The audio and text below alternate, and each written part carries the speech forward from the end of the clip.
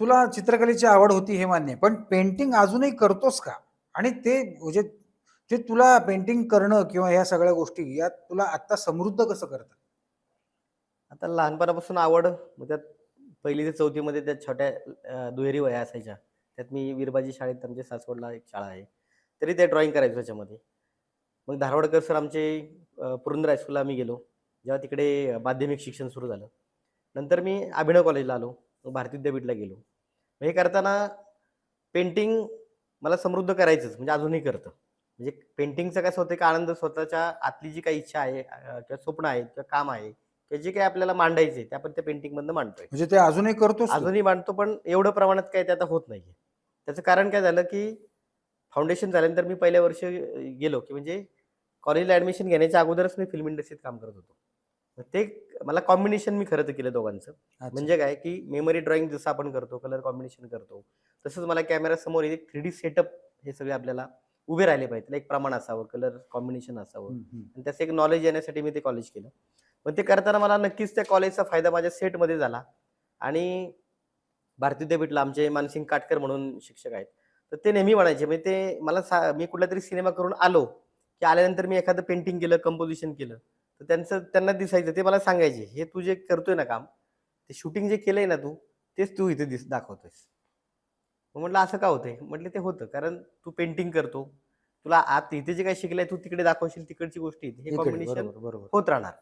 मग हे करताना मग आता गणेशोत्सव असतील, नवरात्रोत्सव, इव्हेंट किंवा इतर बाकी कामं, सिनेमांच्या काही एखादं आयटम सॉन्ग असेल, त्यातमध्ये एखादा लावणीचा दरबार असेल, मग ते आपल्याला पेंटिंग करणं, स्केचिंग करणं, एखाद्या डिरेक्टरला ते स्केच समजून सांगणं, कॅमेरा म्हणलं की स्केच समजून सांगणं, आर्किटेक्चर प्लॅन तयार करणं, ह्या सगळ्या गोष्टी त्या चित्रकलेमुळेच येतात. त्याच्यामुळं ती गोष्ट आपल्याला नेहमी पुढे आपल्याला प्रोत्साहन करते किंवा पुढे घेऊन जाते. आता तुझ्या लहानपणीचा सिनेमा आणि आत्ताचा सिनेमा किंवा मग त्यावेळचं तंत्रज्ञान आणि आत्ताचं तंत्रज्ञान याविषयी तुला काय फरक जाणवतो आणि काय तो फरक प्रामुख्यानं वाटतोय? आता पहिले ब्लॅक एंड व्हाईट सिनेमे पाहिलेले आहेत. प्रभात फिल्म कंपनीचे जे पिक्चर आहेत सगळेच. म्हणजे रामशास्त्री असेल, तुकाराम असेल, अगदीच. ज्ञानेश्वरांचं फिल्म असेल. बरेच सिनेमे ते टीव्हीवरती, सह्याद्री वाहिनीवरती पाहिलेले आहेत. त्यानंतर मग बरेच माहेरची साडीपासून म्हणजे जे काही तुम्ही आता माझं आता 36-37 वय आहे. म्हणजे साधारण मी ही गोष्ट सांगतोय तुम्हाला 30 वर्षापूर्वीची. मग ते सिनेमे पाहिल्यानंतर मग पहिलं मी शूटिंग करायचो सगळं ते निगेटिव्हवरती असायचं. मग ते 60 ह्याच्यावरती असायचं सिनेमास्कोप नव्हते 16 वरती अगदीच असायचे. 16. स्क्वेअर सगळे असायचे. मग तेवढा ब्लॉक त्यानुसारच सेट लावले जायचे. मग त्या काळातलं जे कामाचं तंत्रज्ञान होतं त्या कॅमेरानुसार स्क्वेअर सेटअप लावले जायचे. जेव्हा सिनेमास्कोप फ्रेम आली, त्यामुळे सेटअपची व्याप्ती पण अशी वाढली. सिनेमास्कोप झाली की ते वाढली. तसं ते आपल्या कामात पण तो बदल करावा लागतो.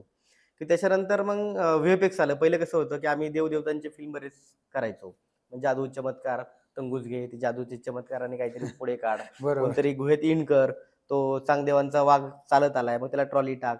हे प्रयोग व्हायचे पहिले.